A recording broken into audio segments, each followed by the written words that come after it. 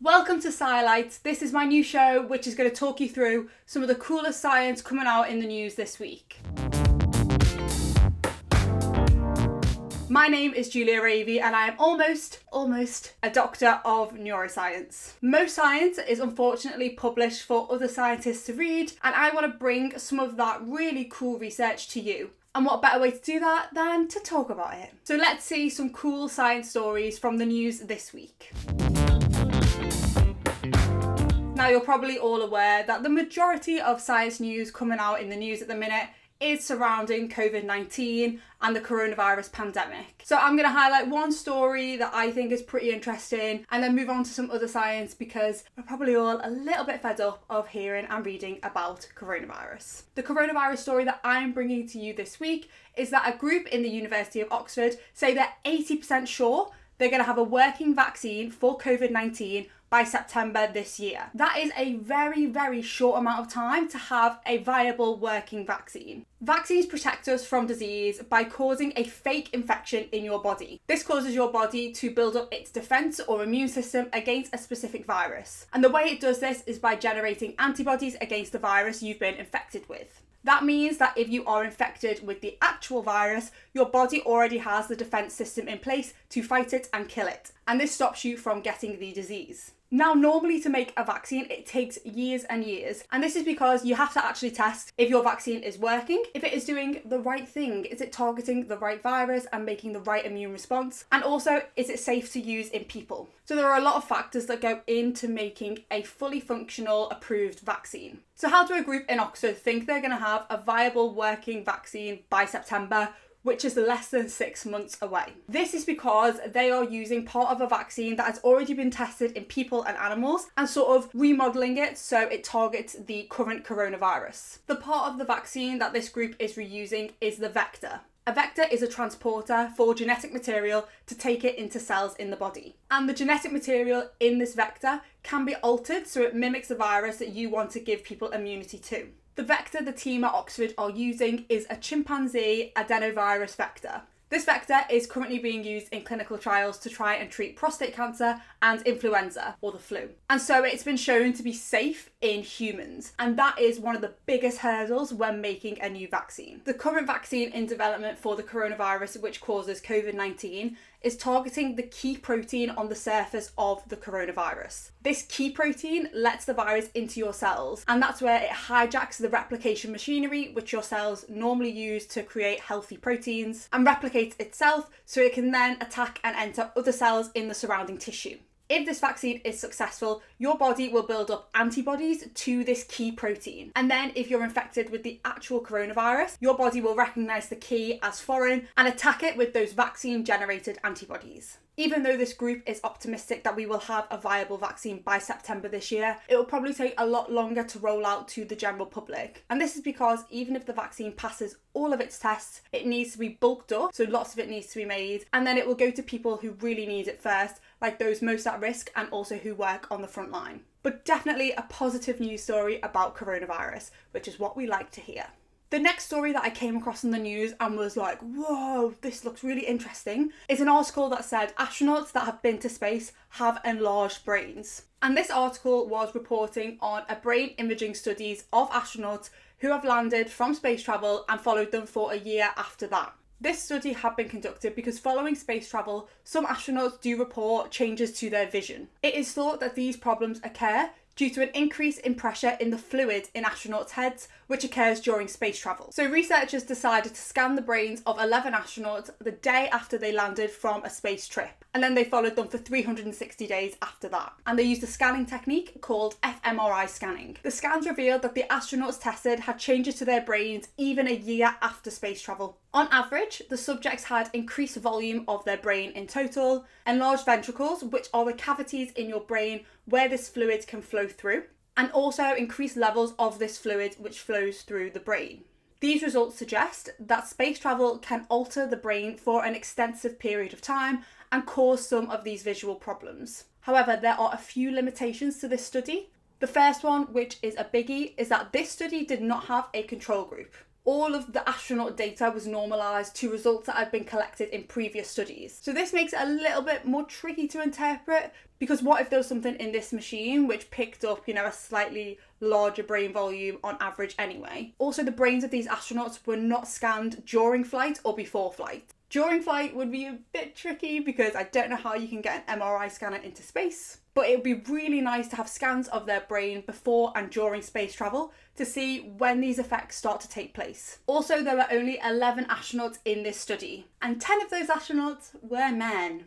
This is because there are more male astronauts than female astronauts at the minute, but I know there are a lot of amazing future women astronauts out there who are going to come through the ranks and make these studies more gender balanced. What we like to do with studies as well is to try and replicate them in the lab, and it's quite hard to try and replicate space for an extensive period of time in a lab setting. So it will be tricky to try and confirm exactly how space travel can cause these brain alterations, or if space travel causes these brain alterations, but a pretty cool study overall. My final news story of the week is really cute. It's about animals because, I love animals. But there was a study published this week which showed flamingos make friends. 3 flocks of flamingos were monitored for over 3 years. And it was noted that there were long-term partners back in 2012 that spent a lot of time together, and these partners still spent a considerable amount of time together in 2016, so 4 years later. The research also showed that in these big flocks of flamingo, there are groups of 2, 3 and 4 flamingos that like to congregate together. And these groups persisted throughout the few years of the study. As well as male-female relationships, there were also very stable male-male and female-female relationships within the flocks, showing strong bonds between flamingos do not discriminate. This research will help with flamingo housing in the future, because if flamingos have these really close relationships, like friendships or lovers, you want to maintain them so that animals are as happy as possible. And if you just randomly separate the flamingos, this could cause them distress, which we don't want because we love animals and we don't want to cause animals distress. But what this research can also tell us a little bit more about is how we make bonds with our fellow humans. In order to learn more about ourselves and our relationships, we can study social animals. Because flamingos have been shown to form these close bonds that are persistent and they last a long time, we can study these animals a little bit more to see how these bonds are formed. Flamingo lovers! So cute. The main research paper I want to present to you today is all about linking stress and grey hair. Now, it may be an old wives' tale you've heard that if you stress out, your hair will turn grey. But could this be biologically true? As we age, it is a natural process for our hair to lose its colour. Hairs get their colour from cells called melanocytes, which are found in the hair follicle. These cells produce melanin, and this gives hair its distinctive colours. Different types of melanin cause different hair colours. So there is a brown-black melanin called eumelanin. And if your hair is dark, you will have a lot of this pigment in your hair follicles. And the blonder you are, the less of this brown-black melanin you have in your hair. And for people like me who have red hair, we have a completely different type of melanin in our hair follicles, and this is called pheomelanin. This is pigmented a yellow-orange colour, and this is what gives my hair its redness. Melanocytes are made from melanocyte stem cells, which are also found in the hair follicle. Stem cells are cells which can divide, and this means that when one of your hairs fall out, it is replaced by a new strand containing pigment. This is because the melanocyte stem cells can differentiate into melanocytes and give your hair that colour. However, during the aging process, the melanocyte stem cell numbers drop. This can be caused by melanocyte stem cells permanently differentiating into melanocytes before making enough copies of themselves to replenish the pool, by the stem cells in the pool being unable to divide anymore. And this happens if a cell has divided too many times. Its DNA gets too short to make a copy of itself. And that means that no new cells can be made from that one cell. Or by melanocyte stem cell death. Loss of this pool of stem cells in the hair follicle means that if your hair falls out and a new one grows through, there aren't any stem cells to differentiate into melanocytes. And this means that the new strand which grows has no pigment in it and comes through lacking colour. When you grey depends on your genetics, but environmental stress has been implicated in causing early greys. New work published in Nature tested this theory and showed that when stress is induced experimentally in mice, these animals greyed much quicker. The researchers found that this premature greying was caused by increased bursting of neurons in the sympathetic nervous system. This is your fight or flight response, and this is what is activated when you are stressed. The neurons or nerve cells in this sympathetic nervous system release a chemical called noradrenaline.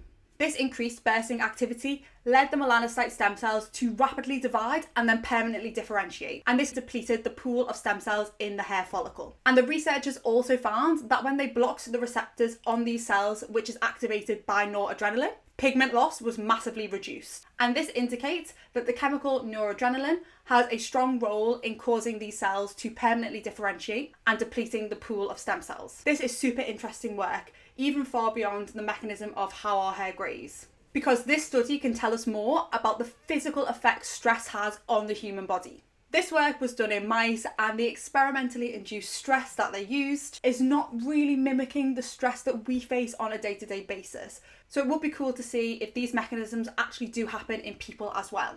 But this research could translate into a better understanding of how stress affects the human body, and also how stress causes really severe health conditions. So that is my Scilight. So this part of the show is going to involve me pointing out the biggest clickbait headline involving science that I've seen during the week. And this week the headline was, "Drinking alcohol makes people more vulnerable to coronavirus." Now, this article was reporting on a recent statement by the World Health Organization. This was a report trying to dissuade people from drinking too much alcohol during lockdown. And the main reasons the World Health Organization gave for this report was because alcohol increases the risk of injury, risk-taking, violence, mental health issues, and can cause alcohol poisoning.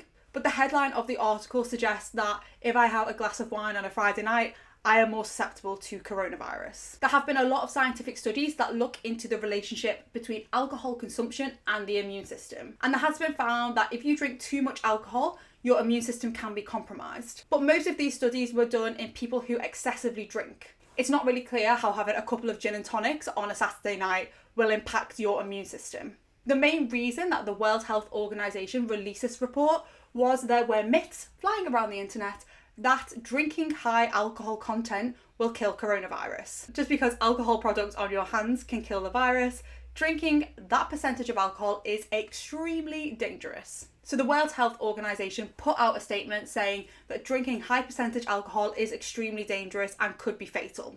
The link between drinking alcohol and contracting coronavirus is something that we aren't really able to study yet. And this is because we're in an ever-evolving situation, which means it's very hard to make strong scientific relationships. It will be interesting to see if there is a link between drinking alcohol and your risk of getting coronavirus, but this will be done in many years' time. I just think the headline was a bit of a sweeping statement and could really scare people who have the odd drink every now and then. But, and I want to say this, excessive alcohol consumption is extremely detrimental to your health, both physically and mentally. And if you feel like you are drinking a lot more than usual and it's affecting you and your relationships, then please reach out to your GP or one of the amazing charities which are there to support people who struggle with alcohol addiction. But yeah, so far there's no evidence to show that having the odd glass of wine will increase your risk of getting coronavirus. Thank you for watching my Scilights of the week. If you like the series, subscribe to the channel. And if you have anything you want to highlight to me, any cool newspaper articles that you've come across, any newly published science that you want me to highlight, maybe even your own science, and any of those headlines which use science as a clickbait, please email any of your thoughts or suggestions to me, and you can catch me on my social media channels as well. Thank you for watching, and I will see you for more Scilights next week.